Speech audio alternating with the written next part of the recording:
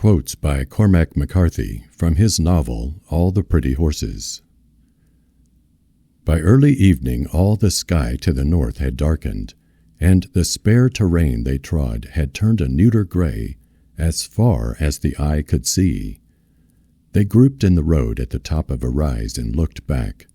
The storm front towered above them, and the wind was cool on their sweating faces. They slumped, bleary-eyed, in their saddles, and looked at one another. Shrouded in the black thunderheads, the distant lightning glowed mutely, like welding seen through foundry smoke, as if repairs were under way at some flawed place in the iron dark of the world. He spoke of his campaigns in the deserts of Mexico, and he told them of horses killed under him, and he said that the souls of horses mirror the souls of men more closely than men suppose, and that horses also love war.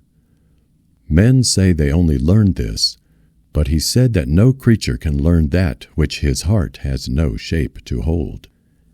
His own father said that no man who has not gone to war horseback can ever truly understand a horse, and he said that he supposed he wished this were not so, but that it was so.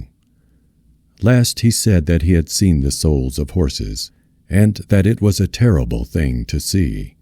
He said that it could be seen under certain circumstances attending the death of a horse, because the horse shares a common soul, and its separate life only forms it out of all horses and makes it mortal.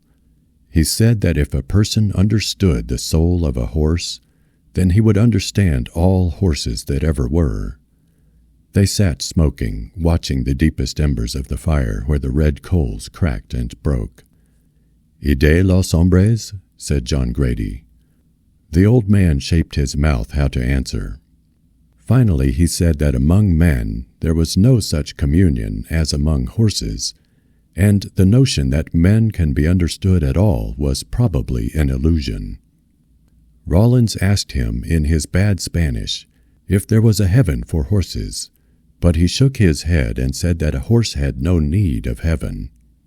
Finally John Grady asked him if it were not true that should all horses vanish from the face of the earth, the soul of the horse would not also perish, for there would be nothing out of which to replenish it.